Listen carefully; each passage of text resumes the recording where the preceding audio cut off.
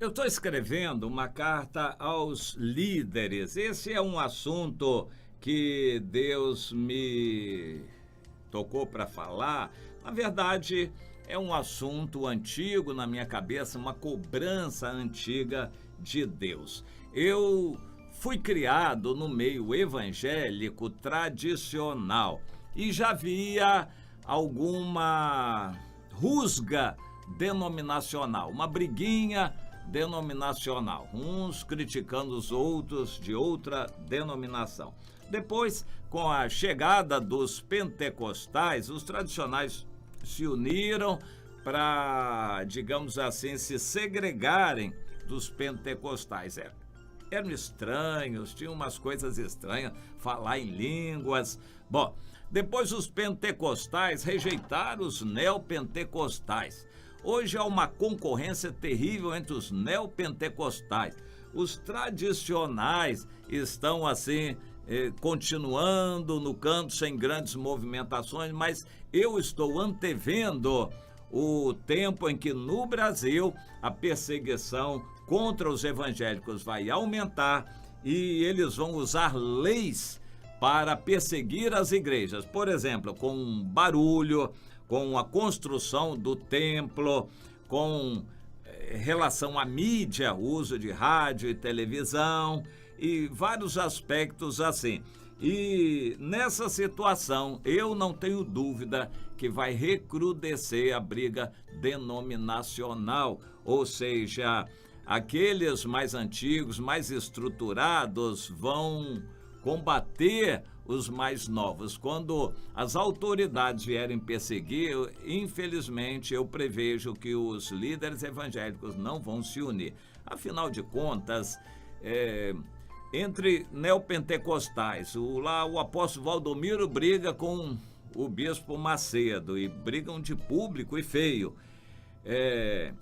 Entre os tradicionais continuam a não se entender muito, mas também não gostam muito dos neopentecostais. A Assembleia de Deus hoje é uma brigalhada só interna, é uma coisa terrível a briga pelo poder e entre facções dentro da Assembleia de Deus, porque na verdade existem muitas denominações Assembleia de Deus no Brasil, e isso deve se acirrar com a perseguição das autoridades. As autoridades, por enquanto, estão procurando achar um rumo. Daqui a pouco, quando se encontrarem, vão perseguir. Eu vou citar só um exemplo. O ministro Gilmar Mendes já deu o tom dele.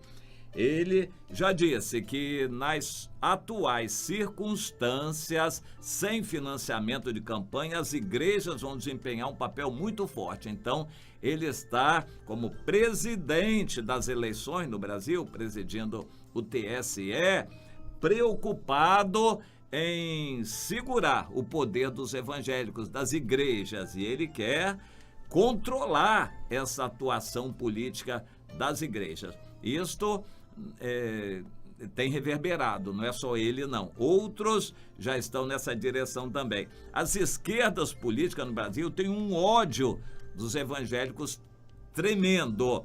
Por exemplo, o movimento LGBT, que é totalmente apoiado pelas esquerdas no Brasil, os evangélicos precisam sempre lembrar isto, eles têm os evangélicos como os maiores inimigos deles, e o movimento LGBT quer continuar a agir no Brasil contra os evangélicos. Ou seja, é muita gente se unindo contra os evangélicos, e isso vai acabar redundando em uma perseguição muito grande. Deus já tem revelado ondas vindo contra nós, mas eu entendo, são ondas de perseguição que vão se levantar nesse Brasil contra os evangélicos.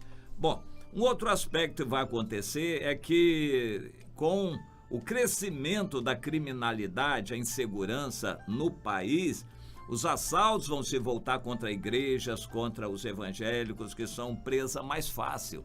normalmente não usam arma, gostam de ostentação, as igrejas são calmas, é fácil assaltar uma igreja. Eu já estou prevendo que isso vai aumentar também.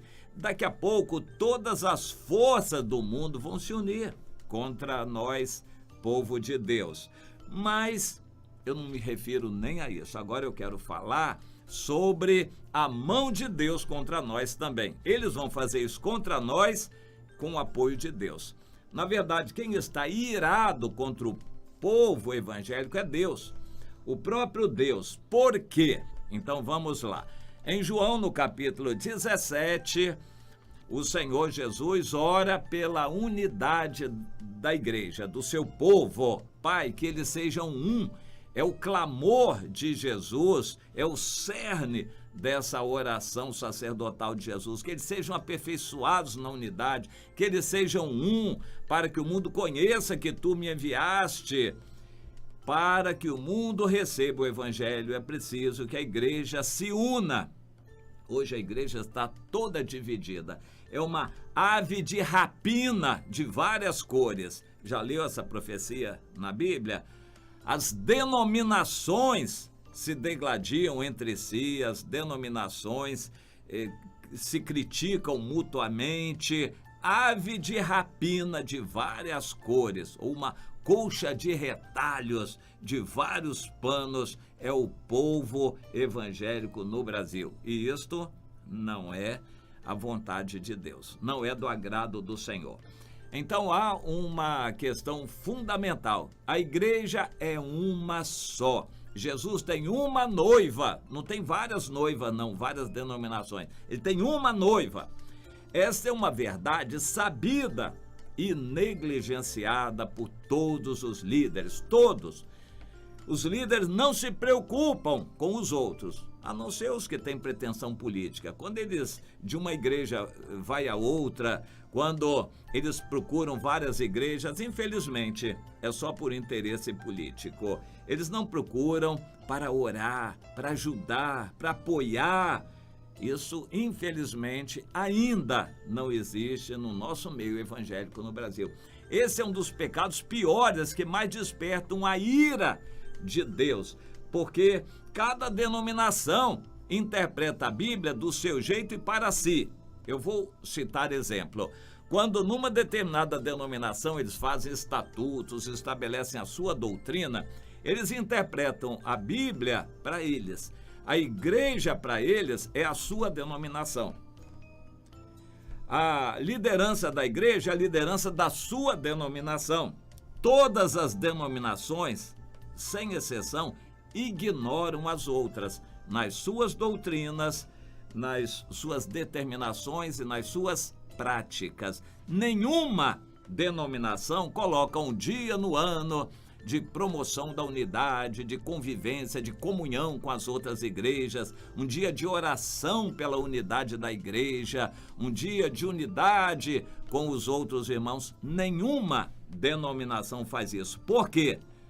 Não é que o povo não queira, o povo é massa de manobra. Na verdade, são os líderes que não se interessam. Quando uma igreja pega fogo na cidade, quando uma igreja causa escândalo numa cidade, quando há uma desventura envolvendo um líder de uma igreja, coisa desse tipo, o que as outras fazem? Nada. Não ajudam, não se solidarizam. Não. Pelo contrário, se uma anda para trás, as outras até gostam. E podem dizer, oba, é uma a menos nessa concorrência. Infelizmente é assim.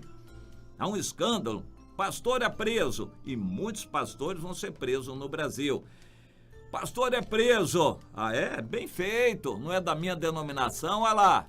Quis se mostrar, quis ser grande, quis fazer e acontecer, quis aparecer. Agora, ó, que se dane lá, ó, vai pra cadeia mesmo. Não é assim que acontece? Infelizmente. Isso é de Deus? Não, é sectarismo. Cada líder está edificando a sua seita religiosa, não a igreja, a noiva do Senhor. A noiva é toda ela, não é parte dela. Nós não somos uma igreja, nós somos parte da única e verdadeira igreja. Por isso, nós temos que buscar preservar esta unidade, aperfeiçoar esta unidade. Jesus foi muito claro. Pela unidade de vocês, pelo amor que vocês tiverem uns aos outros, o mundo vai saber que vocês me pertencem. O mundo vai conhecer que realmente eu sou Deus e que vocês me pertencem quando vocês estiverem unidos uns com os outros. É isso que você vê? É isso que acontece em alguma cidade do Brasil? Infelizmente, não. Por isso, a maldição de Deus vem sobre o Brasil, em especial vai recair sobre os evangélicos. Nem de longe os líderes estão entendendo e praticando o sacerdócio. O povo de Deus é um povo só. 1 de Pedro 2, versículo 9. Chamado para ser um povo sacerdotal em favor da nação, em favor da terra que devem salgar. É isso que estão fazendo? Não. Cada denominação olha para o seu umbigo próprio, estão olhando só para si, querendo engrandecer, crescer a igreja para eles é aumentar a sua denominação. O pastor Juan Carlos Ortiz, da Argentina, usou uma expressão muito interessante. As igrejas não estão crescendo, elas estão engordando. Os pastores não são pastores que pastoreiam ovelhas, porque as ovelhas estão nas igrejas massificadas como ovelhas sem pastores. Na verdade, eles são administradores de uma empresa religiosa que promove shows, eventos de entretenimento religioso. Eles são administradores de uma empresa religiosa que gosta de dinheiro. Infelizmente, esta é a realidade, mas Deus não gosta disso. Deus quer que a gente exerça o sacerdócio. Nós temos que reconhecer os líderes da nação, as autoridades constituídas por Deus na nação. Nós temos que orar pela paz no nosso bairro, na empresa, à nossa volta. Infelizmente, as igrejas estão longe, mas também por causa disso, a ira de Deus está vindo sobre o Brasil. A culpa não é do partido X ou do partido Y. A culpa não é da empresa tal que corrompeu. Não, a culpa é do sal que não salgou, está sendo insípido no Brasil. O sal está se corrompendo também. A culpa é do povo que se chama pelo nome do Senhor, que não está sendo sacerdotal.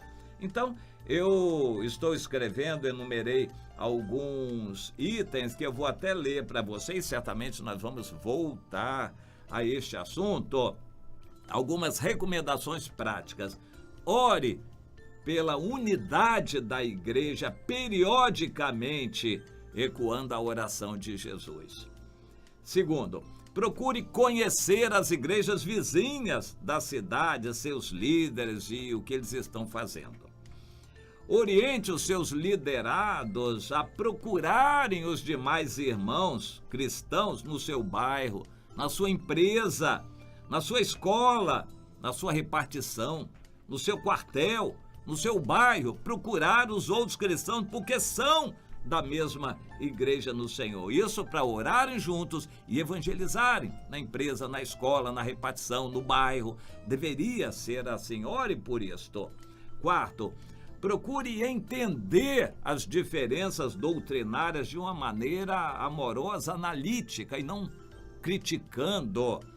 Toda invenção doutrinária tem uma origem, mesmo as doutrinas de homens que estão acabando com muitas igrejas, mas mesmo isso tem alguma origem. Procure entender isso para fazer a aplicação correta. Eu vou citar um exemplo. Eu ouvia falar de crisma na Igreja Católica, não tinha a menor ideia, até que vim descobrir que o crisma é o batismo com o Espírito Santo, só que mudaram muito. Mas se você for falar com um católico no batismo com o Espírito Santo, então fale no crisma verdadeiro, quando recebe o Espírito Santo, etc, etc. Procure, até com os católicos, procure entender a origem das doutrinas de uma forma amorosa, analítica. Você não precisa mudar sua maneira de pensar, mas procure amar os outros que pensam diferente. Bom, quinto, procure acompanhar o que acontece nas outras igrejas, lendo seus jornais, boletins, ouvindo seus programas de rádio, de TV, vendo seus sites na internet, isso para orar por eles. Sexto, procure participar e levar seus liderados a participarem também de todos os eventos evangélicos inclusivos. Eu creio que isso é obrigação para todo cristão em toda igreja participar de algum movimento que procure representar a igreja na cidade. Por exemplo, campanhas públicas de evangelização. Nós vamos participar.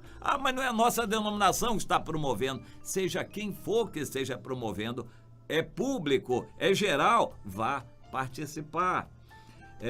Por exemplo, Dia da Bíblia, podendo, vá participar.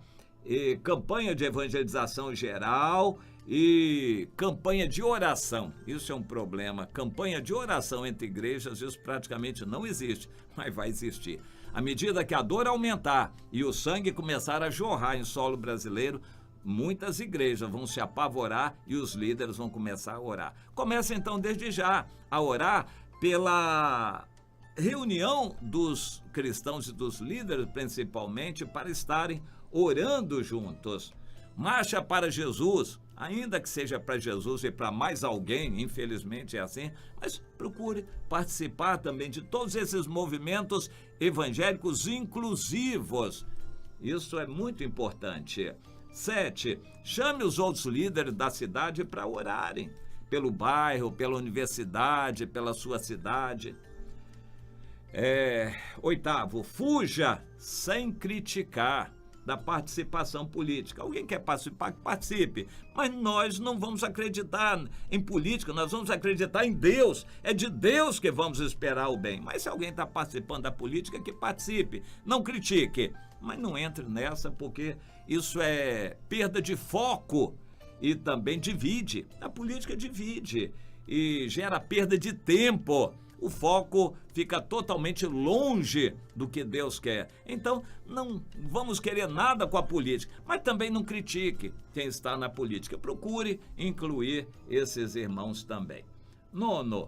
Abra os olhos para o chamado profético da igreja, não somente para as atividades de entretenimento religioso na igreja, visando aumentar ou engordar a sua denominação.